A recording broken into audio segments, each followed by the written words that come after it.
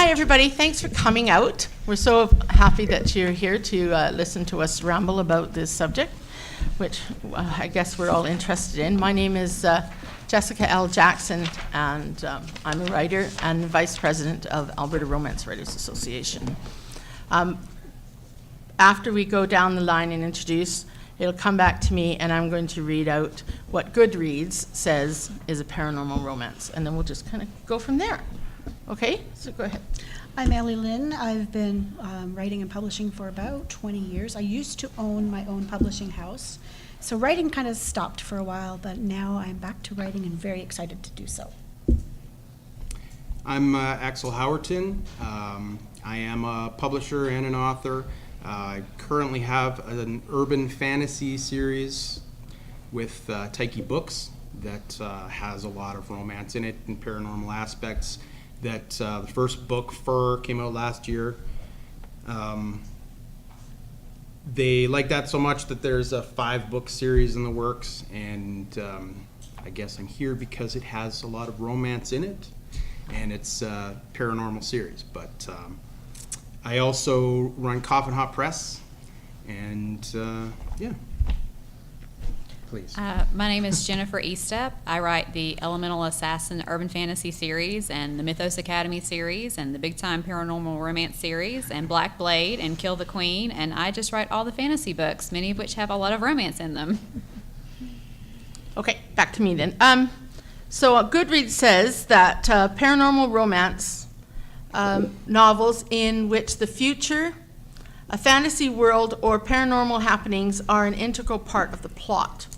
Then it goes on to say, a subgenre of paranormal books and of romance is paranormal romance. These books focus mainly on the romantic relationships with a background theme of vampires, shapeshifters, ghosts, time travel, fantastic beings, and psychic abilities.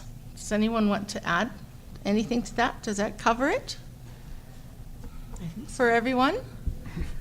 No one's going to object and say, yeah, but what about? No? Okay, good. Do you include mermaids? Oh, it actually doesn't list mermaids, but we might fit. I have words. They come out of my mouth I would sometimes. just say mythical and paranormal. Yeah, mythical. There you go. That's a nice umbrella term. Okay, so I guess we have concerns. Otherwise, there wouldn't be this subject. So what do you think down at the end? Well, if you guys don't know, I'm from the United States, which you can probably tell by my accent. I don't have the O's like you guys do. I have the drawl instead. And yeah, I mean, I go to a lot of the romance writer conventions. I went to RT earlier this year, and it's all the romance writers are like, oh, what's the next big hot romance genre? What is it gonna be? Because for a long time it was paranormal with the vampires and the werewolves and the witches, and that's really kind of died down a lot in recent years. I've heard some people say that fantasy romance is going to be the next big thing, like Game of Thrones, but with more romance and I guess not so many people dying at weddings all the time. So I don't think paranormal romance is dead, but I think the market really has shrunk a lot, and it's a lot harder to sell like a vampire book than it was, say, 5 or 10 years ago. But if you want to write paranormal romance, it's really, with any book, it's all about your voice and your world building. And if you have something that really grabs an editor or an agent, then you're still going to be able to sell it. You just might not be able to sell it as quickly or as fast as you could have when, paranormal romance was the hot genre, so to speak. Coming from the perspective of not necessarily a romance writer, to me it seems most stories have some element of romance in them. And I think paranormal romance, perhaps as a publishing label, might be kind of sinking in the ratings right now, but I think it's always going to exist in some form or another. Books with those kind of elements go back hundreds, if not thousands of years with stories like that, to Greek mythology and beyond probably. So I think it's always going to be a thing. It's always going to exist. It's just how it permutates and how it shows up in the culture and in our literature. And I know for me, my books are mostly labeled urban fantasy, though they get called gothic horror and all manner of things, including paranormal romance. And that's just one facet of it. And I think if that's what you're looking for, you're going to be able to find it. It may just be under a different label. So, you want to say something? I had something to say and now I've forgotten what it was. I don't believe that paranormal romance is gone either. I think readers are just a little more discerning than they used to be. There's so much product out there to choose from, so you really have to narrow your niche down and hone it really well to sell it. One of my genres is time travel romance, and that one is still doing incredibly well for me. I'm working on some ghosty thing, which will be kind of fun to see how that one does. But mostly my time travels do incredibly well. People seem to really love traveling to those times and places where it may or may not really exist. And that's part of the escapism, I think, and that's what paranormal romance is all about, is the escapism. Yeah, I totally agree. I also write time historicals plus paranormal contemporary. And what I've found, I was moaning to my sister, who's one of my critiquers. Just kind of slaps you up the side of the head. Anyways, I was talking to her about it and kind of moaning about my paranormal contemporaries. And I said, what is the problem? Why are they not selling? And until a book starts to sell and you get bad reviews, no one can say, well, I guess it's not a good book then. Right? Well, you can't tell that until someone starts to actually read it. So why aren't they reading them? And we looked online at what was for sale on Amazon, and so many of the paranormal books that are out there have to do with the very darker side of the paranormal world. Vampires and sleeping with demons and fallen angels and werewolves, all of those. And then if you go on the side of something that might be slightly more science fiction-y, it seems as though the market may not be there exactly, because people are expecting when they read, oh, I'm looking for a paranormal romance. If they look online for one of those or go to the store, they're looking for the vampire lover or the witches or whatever, because that seems to be what's out there. So it's a little frustrating for me, because I like things that are quite unusual, not just the same old of another vampire, and the only difference is what type of vampire they are. Are they ones that can go out in the day or not, or what? So I have to admit, I do find that rather frustrating as an author, and I guess as a reader too, for that matter. And I think like any genre, and I'm kind of the genre guy, like any genre, there's this oversaturation problem where a certain thing gets picked up as, this is popular, and then all of a sudden it becomes a fad where everyone's trying to write that because that's what's marketable. And then eventually it hits that saturation point and people just kind of get tired of that. Sales drop off. There's a big hullabaloo about, oh, that's dead now, forget it. Someone had just put up a list of all of the different genres that publishers are considering dead now. And they're all things that I love that I publish. So I was kind of like, oh, that's great. But at the same time, I know for a fact that those are just labels and those things are going to come back around again. But, starting with, say, Twilight, and then there's a million imitators and a million different, vampire romances, eventually people just kind of get worn out on that and they move to the next thing. But then, 10 years from now, it's going to pop back up again when somebody does it right, as Anne Rice had done before Twilight. And it's just kind of a cyclical thing, and it's just waiting it out for it to come back. But I think the thing to be aware of is to try, rather than to write to those specific niches and fads that people are really latching onto, is make sure that whatever paranormal romance you're writing, that it's unique and well written, and then it will hopefully pick up an audience regardless of whether it's vampires or werewolves or whatever the flavor of the month is. And the more distinct yet varied your story is, the more complexity there is to it, the more likely it is to have a longer life than just, oh, another vampire book and then poof, sunlight. It was sunlight. Vampire book, sunlight. It's been a day. I would agree with that. I mean, like right now in the U.S., it's like the psychological thriller is a big thing, like Gone Girl or Girl on a Train or anything with girl in the title, really. Like maybe we should write Vampire Girl and it will sell. Vampire Girl, yep. And I totally agree. That's the big thing right now, but I would say in maybe another year or two, there'll be so many of those out there that you won't be able to tell them apart. And publishers will get tired of them, and readers will get tired of them, and the sales will drop, and then we'll be on to the next new genre, whatever it is, whether it's, contemporary romance or mysteries or whatever. But you're totally right. It does go in waves and cycles. And then, in a couple of years from now, somebody will have some book that'll be like the next Hunger Games or the next, J.R. Ward, Black Dagger Brotherhood, some new twist on vampires or whatever that nobody's ever thought of before. And then suddenly every publisher will want, one of those books but different. So. Yep, and an interesting point coming off of that, there's always usually somebody out there that's still putting out those things, not because they're trying to follow a fad, but because they like it. I published a book of Weird Western tales a couple of years ago. When nobody was doing Weird West stuff, all of a sudden there was a big boom of Weird West stuff that we got lost in. And everybody said, oh, well, yeah, Weird West, let's play it out. But we're still doing another one next year, not because we're going to make any money off of it, just because we love doing Weird Western stories. It's fun.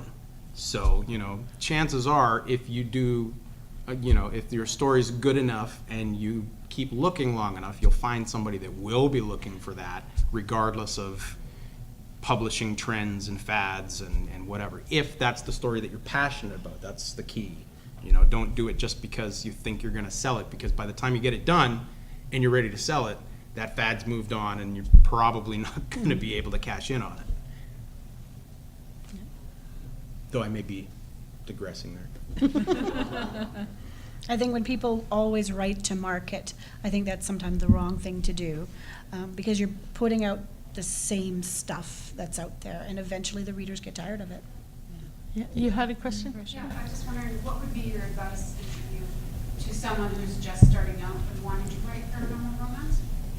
I always tell people probably my number one tip is just to have fun with your writing, because nobody is going to write your book for you. I mean, if we had little robots to do it, then everybody would, have a book. But, and like we said before, don't try to write a zombie book just because, like The Walking Dead is popular right now. Write the book that you're interested in and write what you would want to read, like what's out there that you would want to read that, you don't see in the market. And that's kind of how I came up with my Elemental Assassin series, was like, I love to read assassin books about, fantasy assassin books, but in a lot of the fantasy books, it seems like the assassins were always really kind of whiny and like, oh, I'm an assassin, I'm so conflicted. And it's like, I want to write a book where the assassin is not whiny, where she is, just a kick-ass woman who kills people and runs a barbecue restaurant. So that's what I did.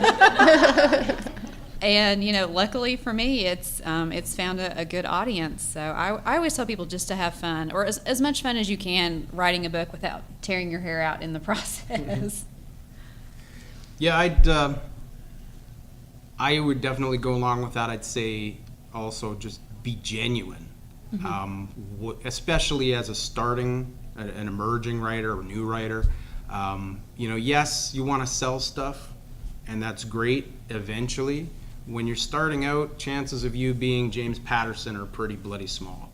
So rather than try and, write to market and copy what's popular and try and cash in on something and make that big payday, put yourself into what you're working on. Make sure it's something that you really love, because it is going to make you want to tear your hair out, and it's going to be a nightmare. So you really need to love it, and then just be sincere and genuine and really care about it. Do all the research you need to do all the editing you need to do, just, make sure everything of you is in that so that it's something special.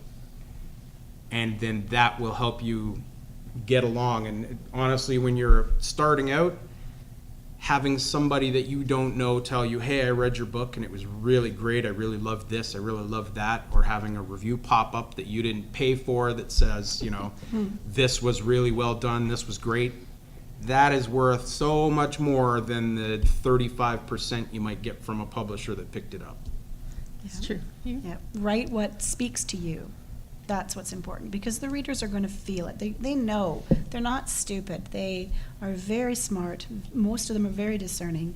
If you're just pumping something out because you think you need to, they'll know, and they can tell. And they'll tell you. That's true. When about 30 years ago, I'm so old. Oh, gee. Anyways, about 30 years ago, my sister, who had been reading a lot of romances, etc., she turned me on. She says, "Look at these, time travel. Constance O'Day Flannery." Does anyone remember her? Mm-hmm. Constance O'Day Flannery books, and I read them, and I was, struggling author or writer, and I said, "You know what I don't like about these?" And she said, "What?"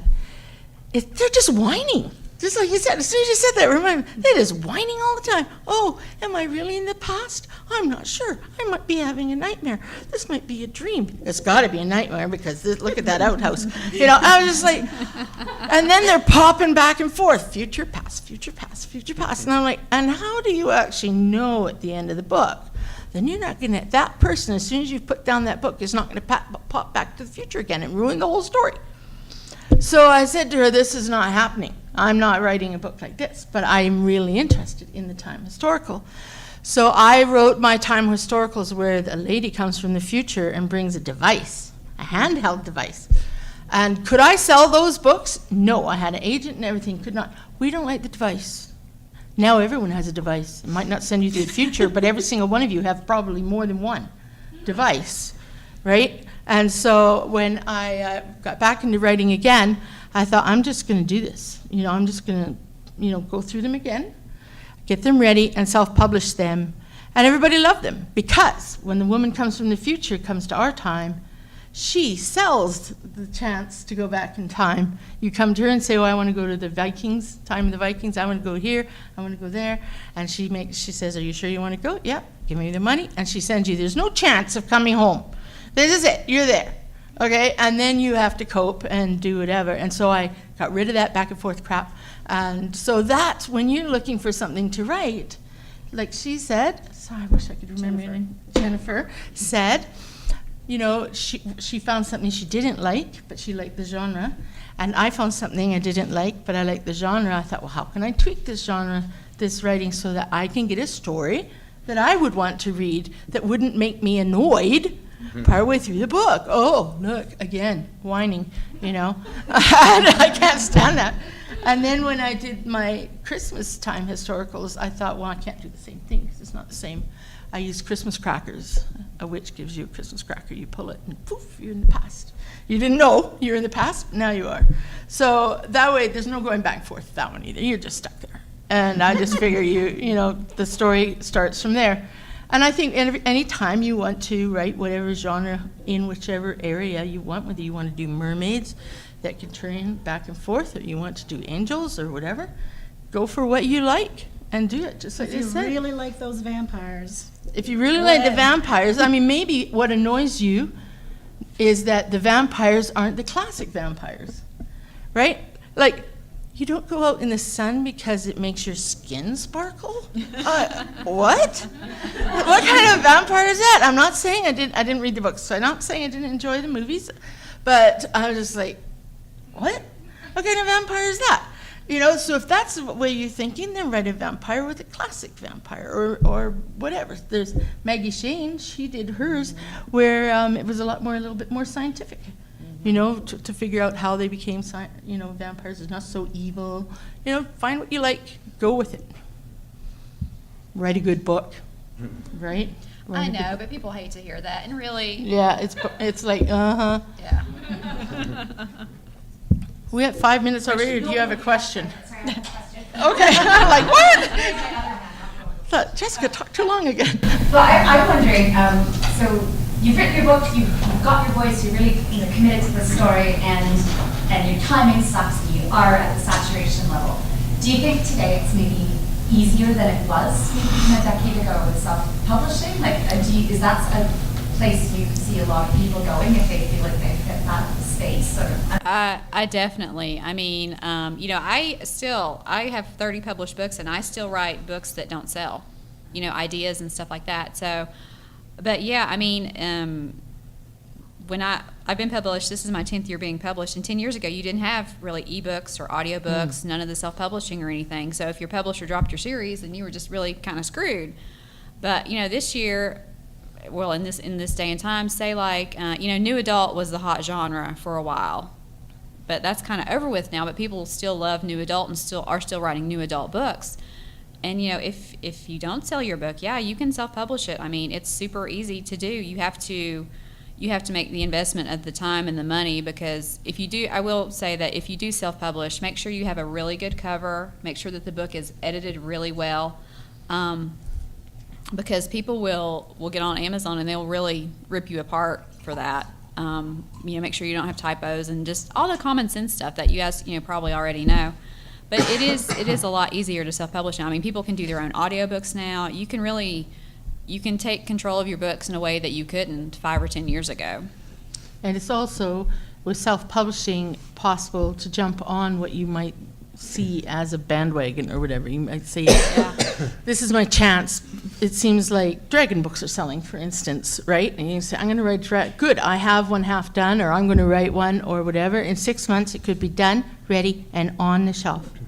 But if you try and sell it to a publishing house, they may have already bought all the dragon books they're going to buy this year, sorry, and you're out of luck. Whether, however good yours might be, unless you happen to like a Pulitzer Prize dragon book. I mean, that's possible, I suppose.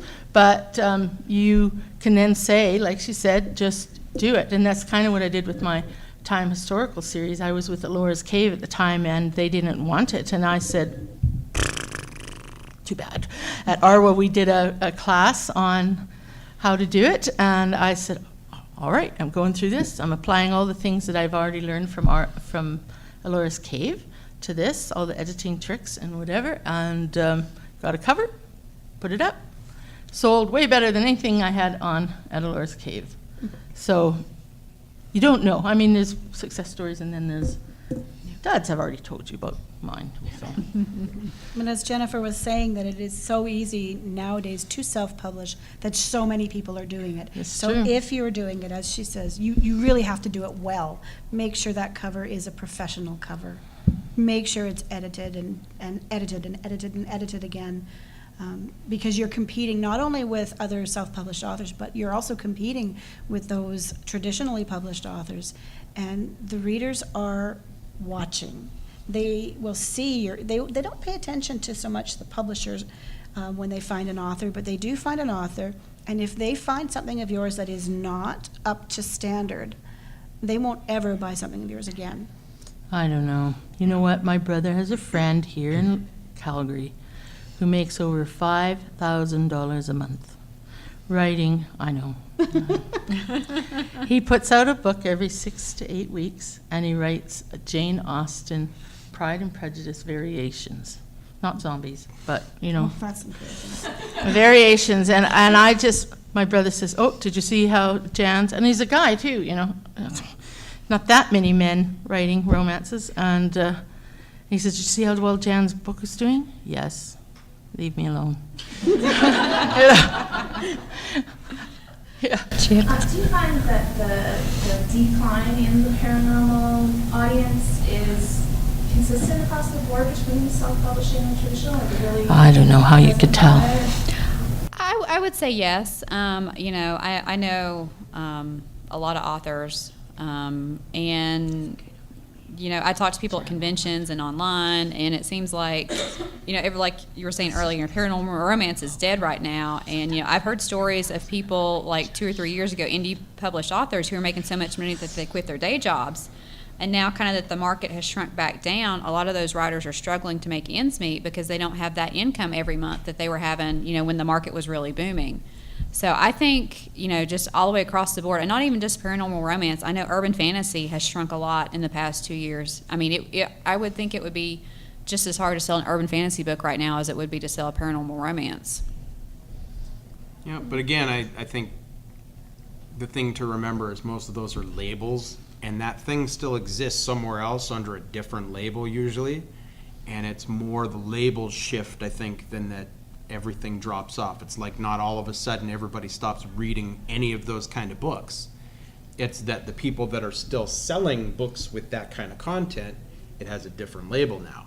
Because part of what you have to kind of reckon with is when you get to the point where, like, urban fantasy, once everybody knows what urban fantasy is, that's the tipping point where you want to jump off that wagon, because once everybody knows what urban fantasy is, that means that nobody cares about urban fantasy anymore.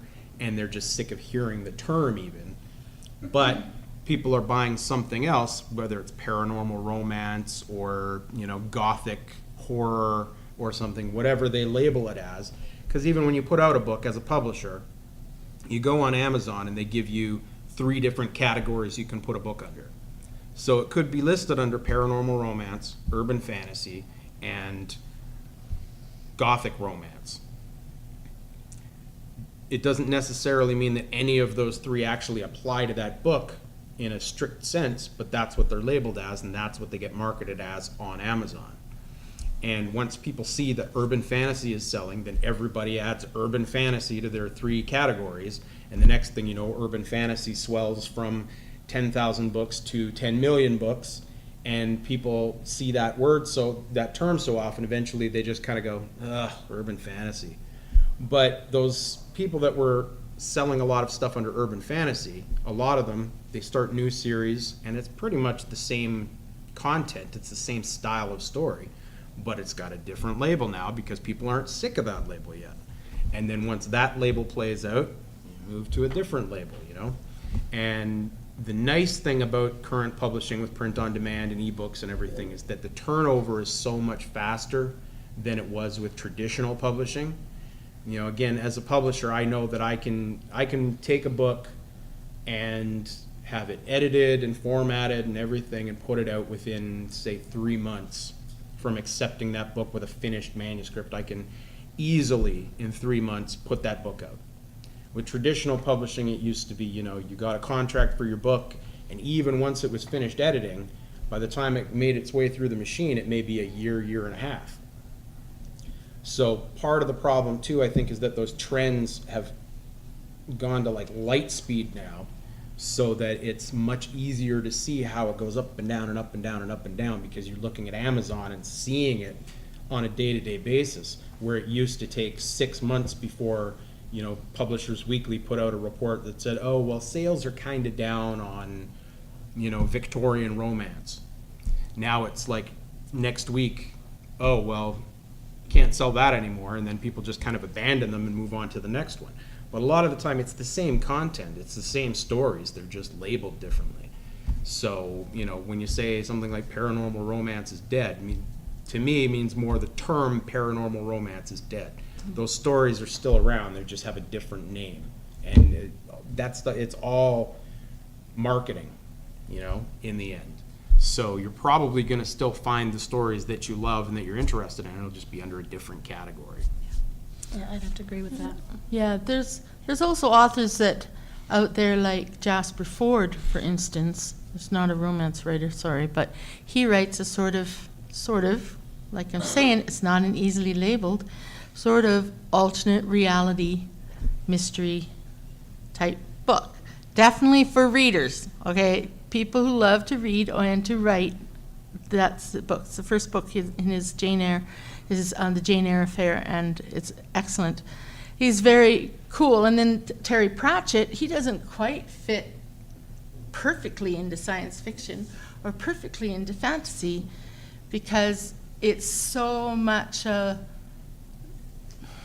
social commentary sort of books, if you have read any of his, and they're also not romances, though. The Captain Vimes does get the woman, and who likes to raise dragons.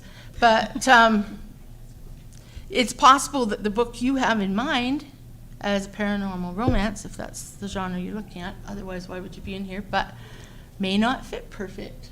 You have to find where it will fit and go for it. Yes? I haven't written any paranormal yet. I find it kind of fascinating, but intriguing, I guess I mean. but do my vampires or werewolves have to be like someone else's? No, of course No, not. no. That's why there's so many of them out there. Almost all of the vampires and the werewolf stories, everyone who makes a series creates a series with some of their own Yeah, Bible, I mean- if you want to call it that, of their paranormal. And if you've got an idea that's completely different from everyone else, I would run with that because you want to be unique and you want to stand out. That's how you get a readership. Yeah, and I mean, my book is a werewolf book, but that's kind of not, it's not a werewolf book. It's not just about werewolves. There's a lot more to it, and it starts off with this psychological, almost noir kind of crime story at the beginning, and then it morphs into urban fantasy. And I went back through, werewolf mythology through 12 different cultures going back 2,000 years to really understand all the mythology, and then kind of take what was going to work for me and morph that into what the werewolves in my book were going to be, specifically because I didn't want to just go, oh, it's werewolves, and do the same thing everybody else does, because everybody's done werewolves, so you have to find a new angle for it. So the last thing you want to do is do the same ones that everybody else does. Doesn't mean you want to necessarily make twinkly vampires. But, if you want to have your vampires be more of a, traditional romantic vampire than, blood-sucking fiend, that's Yeah. up to you. And there is something to be said for, analyzing the market and trying to figure out what people like right now. But at the same time, as I said at the beginning, I think to me it's more about finding what's going to work for your story and what's going to make it genuine and what you can really put yourself into the story, so that it's something sincere and you're taking that world that you're creating seriously. And if you take it seriously, then the readers are going to catch that and they're going to take it seriously, and then that makes it a more successful story, just in terms of storytelling. If you're just kind of copying, and you're just going to, okay, well, I'm going to do Anne Rice, but I'm going to set it in Chicago instead of New Orleans. People are going to read that book and they're going to go, this is just like an Anne Rice book set in Chicago. I've read that before. Right? Yeah. And then that's kind of what your byline ends up being. Oh, this is the guy that does the Anne Rice books in Chicago, right? And that's the last thing you want. If it's so complex and it's so new because it's filtered through your experience, nobody's going to be able to just pinpoint it and say, oh, that's, this plus this. It's great when you're trying to pitch to say, oh, it's, Hill Street Blues meets Kolchak the Night Stalker, but you don't want people reading it and saying that all the time, and that's what you get known for, So always kind of go your own way. So Jennifer, you sell to traditional publishers. Mm-hmm. So do they try to suggest or direct you in a way that they feel the market's going? Well, usually it's more of a conversation between me and my agent. I just sold a new epic fantasy series, and because urban fantasy is dead right now, along with paranormal romance. So, but I still love to write fantasy, and I thought, well, I haven't really written an epic fantasy book yet, and I love to read epic fantasy, and I have been trying to write epic fantasy for years. And the very first book that I ever wrote was a very, very bad epic fantasy, like a total Tolkien-esque, just horrible. So usually, when I finish a series or I'm thinking about a new idea, I'll talk to my agent. I'll be like, okay, and I will ask her, I was like, what can you sell right now? What's in the market? And we have that discussion, but I'm also thinking, what do I want to personally write? And so with this new series, like I said, I had always loved epic fantasy, and I finally had an idea that I thought would work. And so I pitched it to my agent, and she's like, I love it. She's like, write that, and we'll go out with it and see what we can do. And I had a couple of offers for it, a couple of rejections. It's called Kill the Queen. It's kind of like, I'm pitching it as Gladiator meets Game of Thrones with a kick-ass heroine, because kick-ass heroines are what I do. And I wanted to do something, you were talking about doing something similar but different. I love epic fantasy, but sometimes I think that some books get really bogged down in all the world building. Like, I don't necessarily want to read pages and pages of descriptions about, like, how someone's hair is braided and what that means and that sort of thing. So I wanted to do, like, a really fun and fast-paced epic fantasy. And you also have to think about your strengths as a writer. Like, I do fight scenes really well. I like to write about food. I like a lot of action and adventure, and I thought if I set this at a gladiator school, I can write about fight scenes. I can have a lot of action and adventure. I mean, they're trying to kill each other all the time. I can have these massive arena fights. So it's just like, it's keeping the market in mind, but also your own strengths as a writer and what you want to write about. So it's a weird combination of all those things, and sometimes it works, and sometimes it doesn't work, and that's the really frustrating thing about publishing. Like, if we all knew what would work and what would sell books, then we would all be, J.K. Rowling. Sometimes even J.K. Rowling can't be J.K. Rowling. I know. She tried to write what she wanted, and So does anyone have another question? Yes. So, how much as writers do you have control over how the books then, because you talked about how genre is marketing a lot, how do you have control, how much control do you have over how it's marketed and what genre it is? Because I know, for example, sometimes I'm reading a series and I go to get the next one and I can't find it anywhere. And then it's like, oh, it's in romance. I'm like, why? Because it's, not that I'm disparaging romance at all, but it's a very small part of the book and I don't quite understand the classification. yeah. But that's how the publishers think they can sell But it. is it the publishers? Do you have any say over it? Because, if that was me, I would have been mad if I was a writer. But Well, as a self-publisher, I have complete and total control over everything. So we'll ask Yeah, people who and don't it- have control as- over as a- everything. When I have self-published, that's been the great part of it, is that you're in control of those things. As a publisher, I understand the need that, you still need to be able to try and sell books to make back the cost of making the book. Even if it's the Weird Western collection that you did just because you love Weird Western stories. As a published author with a publisher, sometimes it's frustrating when they take all of that out of your hands and you don't really agree with what they're doing. My first book was a hard-boiled detective book that had a lot of romance in it still, but I had a cover, it was my first book, and I had this cover that I was really stuck with and everything, and I think it suited the book, but it wasn't really professional enough. So they said, oh, you got to do this, and you got to make it look like everybody else's book. And they gave me this awful cover, and they insisted on printing it as like 6x9, which makes the book this thick, and things like that I totally disagreed with. But at that point, I've signed my contract. I can't really fight with them and say, no, you have to do it this way. No, you have to do it that way. Sometimes you get lucky. For my urban fantasy book with Taiki, they're much more agreeable and approachable, and I can say, well, I don't really, maybe we can do it this size, maybe we can use this, glyph under the chapter headings, things like that. And as a publisher, I kind of know the ins and outs so that I can address those things. But it depends what level you're at and how you're publishing. I mean, I'm sure Stephen King gets to say, nope. Yeah.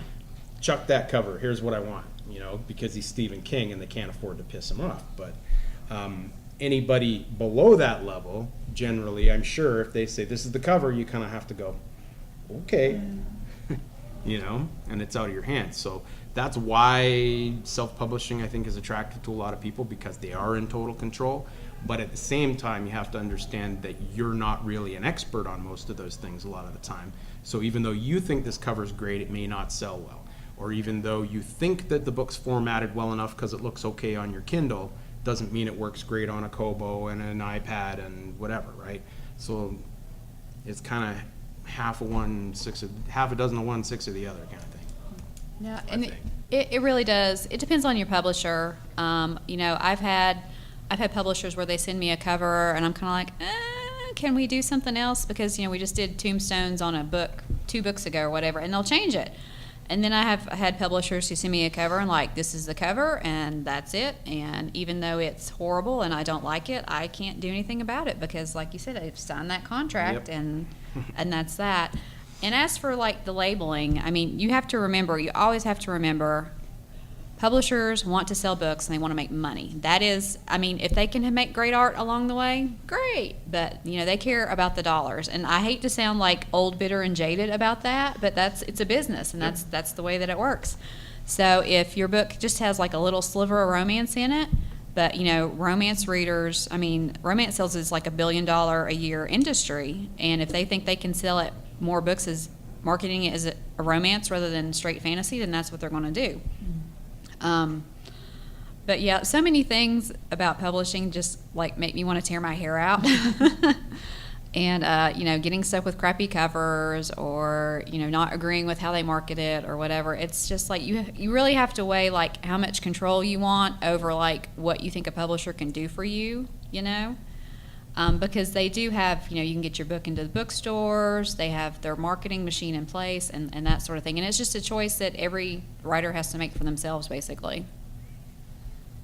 Which is nice that we have the choice now. It is, right? And if you get lucky and you really work on making those books distinct and unique and wonderful, if you get really lucky, you turn into Neil Gaiman and they just let you do whatever you want. No matter how odd it is. No matter how odd it is or how many copies it's going to sell. Although, because you're Neil Gaiman, it's going to sell 1 billion copies. Yeah. Billy, wow, I can't imagine. Okay, another question? Yes. Can I ask a silly question? Of course, there are no silly questions. How exactly do you define urban fantasy? How do we find it? What do you mean? Define it? Define it. Well, we should ask the people who write it. Well, I actually, I write a genre column and I teach genre classes, and so I've like fine-tuned this, but it's literally, it's not necessarily a modern setting, but a relatable human setting that's historically accurate, whether it's future, present, past, something that people can recognize as a real world setting. And then fantasy things are happening in that real world setting. Usually like direct fantasy tropes and plot points, things that would normally happen in a fantasy book, but they're happening in that real world setting. That being said, the actual, accepted definition of urban fantasy is a lot wider than that, and it's kind of, all over the place, and it's usually just monsters or ghosts or anything paranormal or supernatural or fantasy related in an urban setting. It's kind of exactly what it sounds like. A lot of the urban fantasy too is also first person, and the books follow one character over the series, whereas a paranormal romance is usually a different couple in every book. Yeah, like the Dresden Files. If you've read Jim Butcher's The Dresden Files, his first person, Chicago, and Wizards and fae all and- sorts of yeah. things. 3 different types of vampire courts. Yeah, lots. I just re-listened to the whole series, so Yeah. they're on my mind. Or like Glenn Cook had a detective series, and it was, more or less a straight up hard-boiled detective series, but it had fairies and elves and ogres and stuff in it. And so because it has those fantasy elements in it, that makes it urban fantasy, right? Or somebody like Kevin Hearn, he does the Iron Druid series. Chloe Neal does Chicagoland Vampires. And then you have people like Dorinda Jones, who does a series, it's kind of urban fantasy, but it's a mystery series too, about a Grim Reaper. So just, there's a lot of, Faith Hunter is another. I know a lot of urban fantasy authors. I'm going to pimp all my friends here. Faith Hunter, Chloe, Dorinda, Kevin Hearn, so many other authors. It's a very wide field. We got 5 minutes? You are excited, but I have a question too. Yes. So you open up both ends. Do the genres, do the labels drive you crazy, or do you find them helpful? I'm asking, like, as writers, what do you think? Does it make you nuts? Like all these, especially when you're talking about these tiny little shifts and suddenly it's called something different. I think as readers, more than writers, as a reader more than a writer, I need labels to try and figure out, because I'm spending money. I want to at least have a sense that I'm going to find the book idea that I'm looking for. But as a writer, I don't know. As self-publisher, I can do what I want. Go ahead. I don't know. I don't even think of a label when I start writing. I just want to write the story that I like. And however it turns out, then I'll figure it out afterwards. Yeah. Or let my publisher figure it out, because I'm a hybrid author. I do both, so. Yeah, and that's the approach I take. I write this, the story comes first, and whatever it is, and it's going to get labeled after the fact. But again, as the genre guy, you know, when I was labeled with these certain things and I didn't see what the distinctions were, then I kind of took it upon myself, being an obsessive maniac, to find out exactly what the definitions of these things were, and then that's what led me to doing columns and classes and whatever. But some of them I get frustrated because, you know, like urban fantasy, they're just kind of all over the place, and all these different things can be urban fantasy. And then some of them I get frustrated because it should be such a narrow definition, but people don't understand it, and it gets used as a label, and most of the things that get called noir aren't noir, you know? And it goes back and forth, but that's kind of, as a scholar, as a writer, I just hate it, and as a reader, I'm kind of, you know, usually just frustrated throwing my Kindle across the room because, you It's know. not what you wanted to read. I actually really like the labels, and I'm probably in the minority here, because such a big part of being a writer is marketing your own books these days, even if you're traditionally published. I do a lot of advertising and social media and blog posts and everything, and you know, if you can condense your like with my new series, Gladiator meets Game of Thrones, people know what that is. And so I like the labels. I find them helpful with marketing and just, you know, talking to readers and pitching my book to people. Like, you know, if you go to a book signing and, you know, somebody, just a random reader walks by your table and like, what's your book about? Well, then you can say it's, you know, X meets Y, and then either they like that genre and they'll read it, or they don't like that genre, but you can promote your book to them either way. So I find them helpful in that way. And it is, I think a lot of that too is just kind of like modern society, because we're so inured and so trained to want everything just right now, and I want it in a tight little package. And so we've gotten to this point where we need to have it explained to us as it's this, and you know right away what it is, and you'll take it, you know. And it's frustrating, but at the same time it's totally necessary. So, you know, you have to be able to communicate with people that fast, because like you say, if you're standing in the chapters at your little table and people are walking by giving you the sympathetic side eye while they run past because they don't have to talk to you, you know, if your banner's not good enough or your book cover's not good enough, if you manage to get somebody that pauses for the half a second that you can jump in there, you have to be able to, you know, bring them in and explain to them in a split second why they should buy that book. And that kind of labeling is the simplest, best way usually to get that across fast, so that you can get that across while you have their attention, because otherwise they just kind of, oh yeah, okay, thanks, and they're gone, and you know, they're going to buy the James Patterson that's not written by James Patterson. But Yeah, so that's a whole nother thing. we're practically out of time. Let's just do a 20-second blip about the subject. Do you think it's dead or not? And I think one of the, sorry, I'll go first. I think one of the ways you can tell how people are enjoying it is what's being offered on television. There's quite a few things on television. They may not be romances, but there's quite a few things still paranormal coming out on television. Again, even the Sheldon as a little boy. I suppose that's not quite paranormal, but you know. I think as long as you can see that, you know, Grimm was just discontinued, but it was a great story, and there's Sleepy Hollow, which I follow, and Vampire Diaries is now over, but they've got the other one still running. Once Upon a Time. Yeah, and Lucifer, you know, they're still out there. People are interested, or nobody would be putting them in the book on TV. So do you want to? Well, That's good for you? Yeah, that's good. Speaking to that, though, I think if you keep an eye on that kind of cultural zeitgeist, that's how you can tell. That's kind of the harbinger, right? You say now people are saying, oh, Paranormal Romance is dead, because all of those paranormal shows, they had their heyday, and now they're kind of, you know, tapering off and all being canceled and disappearing. But you can also see what's going to start to be the next big thing. Like Twin Peaks, the big return of Twin Peaks is so weird and so mind-blowing and so outside of genre. That's what you're going to start seeing a lot of, is people trying to do that.